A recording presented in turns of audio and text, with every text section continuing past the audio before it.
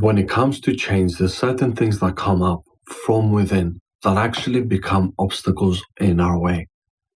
One of those things is the belief that I'm not good enough. Another belief is that who I am being, I need to be somebody else. I need to change. I do not accept this. That gets in the way of you and changing, because we're changing from a perspective that we need to be something else, somebody else that we're not. I need to be more like Jane. I need to be more like John. I need to be more like Peter. I need to be more like Mary because they do this, and that. Because who I am is not good enough. Who I'm being is not right.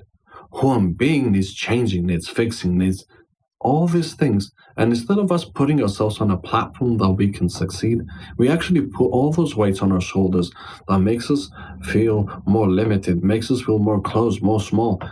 It doesn't allow us to expand. It doesn't allow us to truly change. I love self-development. I love being able to transmute ourselves and help ourselves overcome difficulties and just creating change within.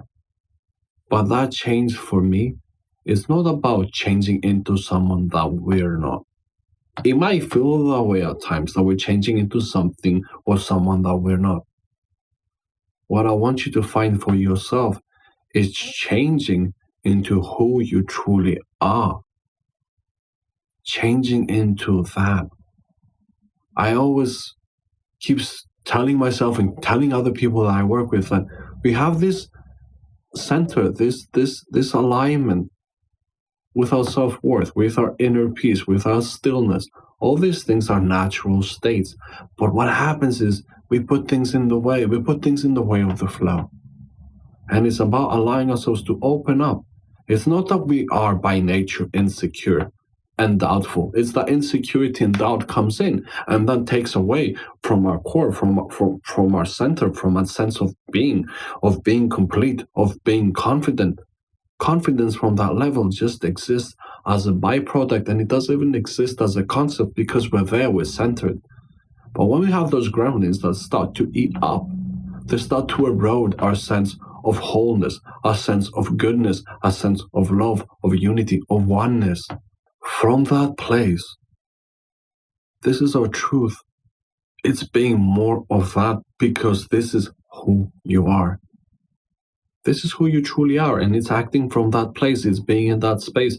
And when those things come and pull us apart, it's reclaiming, it's finding that compass, it's finding that center that we have.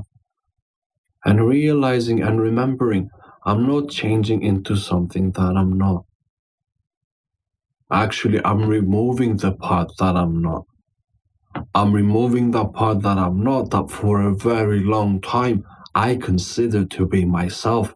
And that belief, that perspective, that attitude is what kept me in this space. It's what kept me into being fixed and stuck.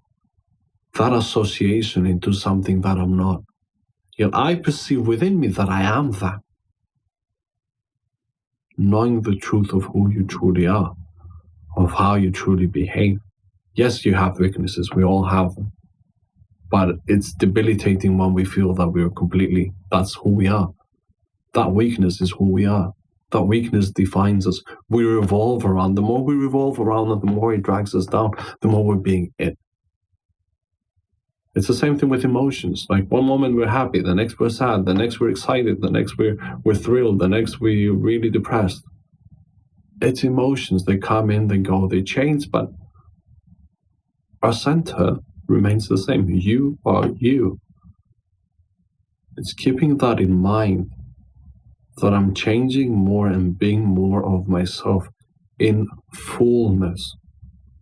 I'm more whole now. I'm more integrated rather than being dissected into small pieces. And then also, again, focusing on those small little pieces and trying that do make the whole for sure. Like they do make of who you are, because this is how we come into the world and express ourselves. But the different ways that we express ourselves, the different ways that we can express ourselves.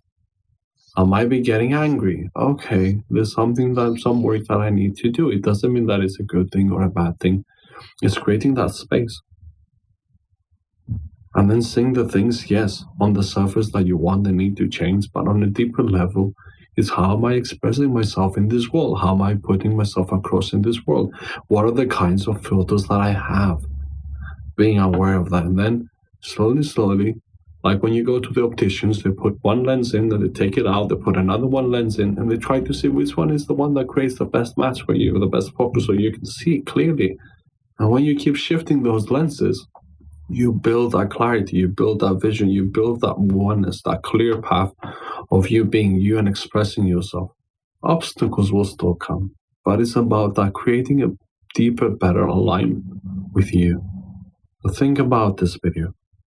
Have you been trying to change or heal or grow in ways that actually work against you, trying to be somebody else that you're not? And on this, it's again, you'll see that some things you'll start doing, try them out, and they might not feel you because they're new, they feel a little bit alien. But if you try them a few times, you'll see how actually it's a glove. It's a perfect fit. It just took you a little bit to come in touch, to tune into that.